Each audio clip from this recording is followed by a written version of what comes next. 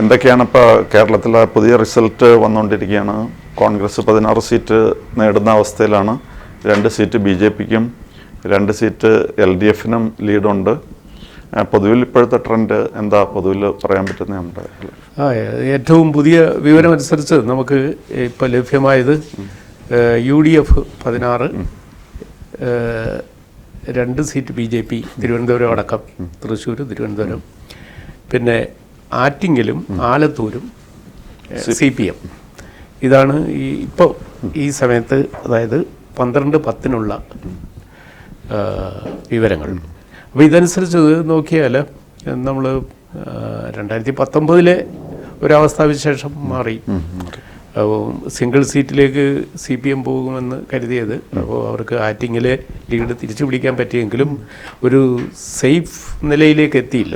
ഇപ്പോൾ നമ്മളിപ്പോൾ വളരെ സ്ലെൻഡർ 1000 ചില്ലുവാന വോട്ട് മാത്രമാണ് ഇപ്പോൾ ജോയിക്ക് കൂടുതലുള്ളത്, അടൂർ പ്രകാശിനേക്കാൾ. അതേസമയം തിരുവനന്തപുരത്ത് നമ്മൾ രാജീവ് ചന്ദ്രശേഖറിൻ്റെ ലീഡ് ഒരു സേഫ് ലെവലിലേക്ക് എത്തി. ഇപ്പോൾ അദ്ദേഹം ജയസാധ്യതയിലേക്ക് നീങ്ങുകയാണ്. 55,000 വോട്ടിന് മുന്നിലാണ് തൃശ്ശൂരിൽ. അപ്പോൾ ഈ നിലയിൽ 2 സീറ്റ് BJP കേരളത്തിൽ നേടും എന്നത് വ്യക്തമായിരിക്കുന്നു. അതേസമയം ആറ്റിങ്ങൽ ആടി ഉലയുന്നു. ആലത്തൂർ ഇടതുമുന്നണി, അതായത് ഇടതുമുന്നണിയിലെ CPM അത് ഉറപ്പാക്കുന്നു. മന്ത്രി കെ രാധാകൃഷ്ണൻ വിജയത്തിലേക്ക് നീങ്ങുന്നു. കണ്ണൂരിൽ ആദ്യഘട്ടത്തിൽ കോൺഗ്രസ് സംസ്ഥാന പ്രസിഡന്റ് കെ സുധാകരൻ തൊട്ട് അടുത്ത എതിരാളി MP ജയരാജനേക്കാൾ ഒന്ന് പിന്നിൽ പോയിരുന്നുവെങ്കിലും ഇപ്പോൾ അദ്ദേഹം വളരെ മുന്നിലെത്തുകയും വിജയസാധ്യതയിലേക്കും അടുക്കുകയാണ്. വാസ്തവത്തിൽ 50,000-ന്റെ മുകളിലായി. അപ്പോൾ ഈ കണ്ണൂർ സംഭവിക്കുന്നത് കേരളത്തിൽ മൊത്തം സംഭവിക്കുന്നതിൻ്റെ അല്പം സിംബോളിക്കാണ്. ആന്റി ഇൻകംബൻസി നന്നായിട്ട് നന്നായി. അത് വളരെ ശ്രദ്ധേയമായ ഒരു വസ്തുത. മുഖ്യമന്ത്രിയുടെ മണ്ഡലമായ ധർമ്മടം അസംബ്ലി സെഗ്മെന്റിൽ സുധാകരനാണ് ഭൂരിപക്ഷം ഇപ്പോൾ. അപ്പോൾ അത് കേരളത്തിലെ പൊതുവികാരം പ്രകടിപ്പിക്കുന്നതിൽ അത് ഒരു മാനദണ്ഡമായിട്ട് വേണമെങ്കിൽ എടുക്കാം. അപ്പം മുഖ്യമന്ത്രിക്ക് അദ്ദേഹത്തിൻ്റെ മണ്ഡലത്തിൽ പോലും സ്വന്തം പാർട്ടി സ്ഥാനാർത്ഥിക്ക് ഒരു ഭൂരിപക്ഷം ജനപിന്തുണ കൈവരിക്കാൻ പറ്റിയില്ല എന്ന കാര്യത്തിൽ അദ്ദേഹം ഖേദിക്കേണ്ടി വരും. അത് കേരളത്തിൽ മൊത്തത്തിലുള്ള ട്രെൻഡ് അതാണ്. CPMന് നിലവിൽ കയ്യിലുണ്ടായിരുന്ന ഒരു MP സ്ഥാനം ആലപ്പുഴയിലേതാണ്. അവിടെ പാർട്ടിയുടെ സ്ഥാനാർത്ഥി 3ാം സ്ഥാനത്തേക്ക് പോയി. അവിടെ BJPയുടെ ശോഭാ സുരേന്ദ്രൻ സെക്കൻഡ് പോലും ആക്കിയില്ല. അപ്പൊ ചുരുക്കത്തിൽ പറഞ്ഞ കഴിഞ്ഞ തവണ ഇദ്ദേഹത്തെ വിജയിപ്പിച്ച് വിട്ടതിനുള്ള പ്രായശ്ചിത്വം കൂടി ചെയ്യായിരിക്കും ചിലപ്പോൾ, അല്ലെങ്കിൽ സെക്കൻഡ് പ്ലേസെങ്കിലും കൊടുക്കാറുണ്ട്. അവിടെ KC വേണുഗോപാൽ സ്ഥാനാർത്ഥിയായി വന്നപ്പോൾ തന്നെ CPMന് സ്ഥിതി മോശമാണെന്ന് അറിയാമായിരുന്നു. അത് മാത്രമല്ല, KC വേണുഗോപാൽ നിൽക്കുന്നതുകൊണ്ട് ശോഭാ സുരേന്ദ്രനുമായിട്ടായിരിക്കും മുഖ്യമായ മത്സരമെന്ന് നമ്മൾ മാധ്യമങ്ങളൊക്കെ പറഞ്ഞിരുന്നതാണ്, ചർച്ച ചെയ്തതാണ്. ആദ്യഘട്ടത്തിൽ 3000 വോട്ടിൻ്റെ തന്നെ വ്യത്യാസത്തിൽ വേണുഗോപാലിനേക്കാളും മുമ്പിൽ നിന്ന ശോഭാ സുരേന്ദ്രൻ പിന്നീട് തുടർച്ചയായി പിന്നോട്ട് പോവുകയായിരുന്നു. അപ്പോഴെങ്ങും ഇടതുമുന്നണി സ്ഥാനാർത്ഥി അവരുടെ സമീപത്തെങ്ങുമില്ല. അതായിരുന്നു അടുത്ത ട്രെൻഡ്. അങ്ങനെ ഓരോ മണ്ഡലവും എടുത്താൽ നമ്മൾ ഈ സംസ്ഥാനത്തെ ഭരണവിരുദ്ധ വികാരം വളരെ പ്രകടമാണ്. അല്ല, കണ്ണൂർ പാർട്ടി ഗ്രാമങ്ങളൊക്കെ ഉള്ള സ്ഥലമല്ലേ?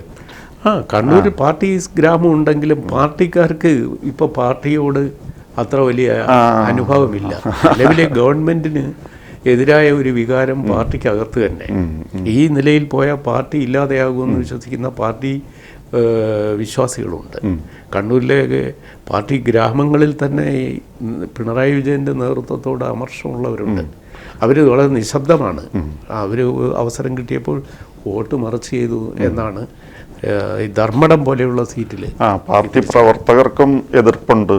പിന്നെ ഈ സർവീസ് സംഘടനകളിലൊക്കെ ഉള്ള ചില ആൾക്കാരും ഇപ്പോൾ ആഗ്രഹിക്കുന്നത് ഇതൊന്ന് പോയി കിട്ടിയാൽ മതി എന്നുള്ള ആഗ്രഹത്തോടു കൂടിയ ചില ആൾക്കാർ CITUവിൽ പോലും ഉണ്ടെന്നൊക്കെ പറയുന്നത് കേൾക്കുന്നു. ഉണ്ട്. ഇടതുമുന്നണിയുടെ സർവീസ് സംഘടനകളുള്ളവർ തന്നെ ഈ പുതിയ ഗവൺമെൻറ്റിൻ്റെ ധനകാര്യ തീരുമാനം, അവരുടെ ശമ്പളം ദീർഘകാലത്തേക്ക് പിടിച്ചിട്ട് അത് പിന്നീട് റിട്ടയർ ചെയ്യുമ്പോഴേ കൊടുക്കുള്ളൂ എന്ന് പറഞ്ഞിട്ട് ഒരു പുതിയ സ്കീം കൊണ്ടുവരുന്നു. അതിനെതിരെ പ്രതിപക്ഷത്തും ഭരണപക്ഷത്തുമുള്ള സർവീസ് സംഘടനകൾ രംഗത്ത് വന്നിരിക്കുന്നു. ധനകാര്യ വകുപ്പ് ഒരു സാന്ത്വന ഉത്തരവ് പുറപ്പെടുവിച്ചെങ്കിലും ഇപ്പോൾ ഗവൺമെൻറ്റിൽ അത് വലിയ ചർച്ചയായിരിക്കുന്നു. മുഖ്യമന്ത്രി അതിൽ അമർഷമുള്ള ആളാണ്. മുഖ്യമന്ത്രിയുടെ പ്രധാനപ്പെട്ട secretary, private secretary KM Abraham, അദ്ദേഹത്തിൻ്റെ ആയിരുന്നു ഈ ആശയമെന്ന് പറയുന്നു. അദ്ദേഹം മുഖ്യമന്ത്രിയോട് തൻ്റെ വിഷമം പ്രകടിപ്പിക്കുകയും ചെയ്തു. ഈ പിണറായി വിജയന് സ്വയം ഒരു ബോധ്യം ഉണ്ടായിരുന്നോ ഇതാണ് the shape of things to come? തീർച്ചയായിട്ടും ഇല്ല. അദ്ദേഹം ഭയങ്കരമായ ഓവർ കോൺഫിഡൻസ് പുലർത്തുന്ന ഒരാളാണ്.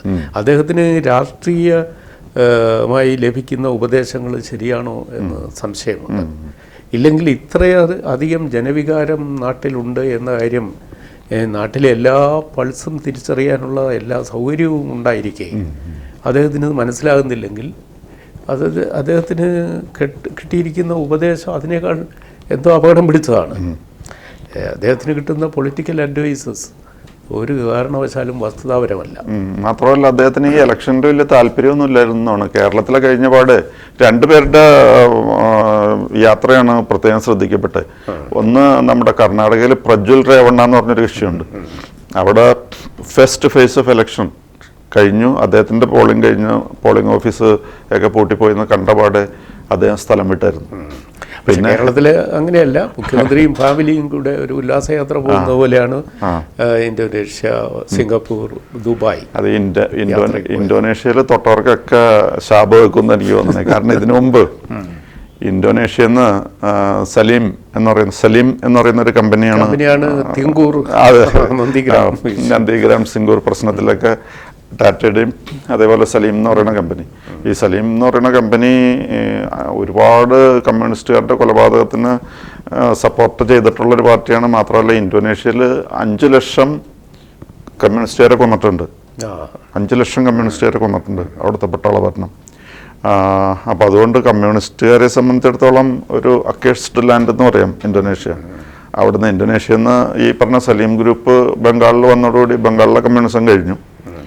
ഇവിടെ പോയി ഇവിടെ സലീം അല്ല ഈ ഇന്തോനേഷ്യയിലേക്ക് പോയി ആ സമയമായപ്പോഴേക്കും ഇപ്പോൾ ഇവിടെ BJP അല്ല നോർത്ത് ഇന്ത്യൻ സ്റ്റേറ്റുകളിലെ ഇലക്ഷൻ ഇങ്ങനെ കൊടുമ്പിരിക്കൊണ്ട് നിൽക്കെ മുഖ്യമന്ത്രി ഈ കേരളം വിട്ടുപോയി, ഇന്ത്യ വിട്ടുപോയി.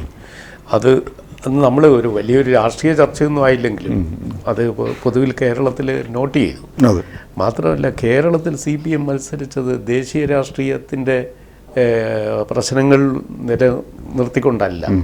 കേരളത്തിൽ കോൺഗ്രസിനെയാണ് അവരുടെ CPMൻ്റെ INDA മുന്നണിയിലെ പ്രധാനപ്പെട്ട കക്ഷിയായ കോൺഗ്രസിനെയാണ് കേരളത്തിൽ ഒന്നാം ശത്രുവായിട്ട് CPM കണ്ടത്.